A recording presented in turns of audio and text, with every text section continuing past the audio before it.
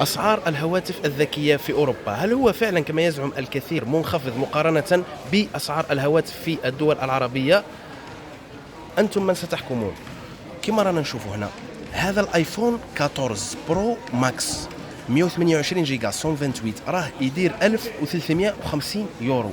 هذا الايفون 14 برو 256 جيجا 256 يدير 1300 يورو. الحكم هو لكم. انا راح نركز فقط على الايفون ويكفي، لانه هو اكثر حاجه راهي مطلوبه في هذا الوقت. ناهيكم ايضا على ان الصيانه هنا في اوروبا تاع الهواتف مرتفعه جدا جدا جدا.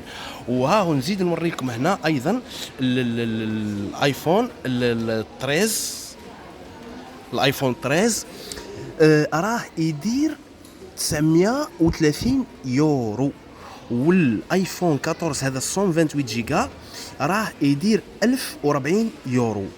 وايضا هذا الايفون 13 256 256 جيجا راه يدير 1050 يورو. هذا رأيي الشخصي والحكم لكم. طبعا أنا في رأيي أن الأسعار هنا خيالية.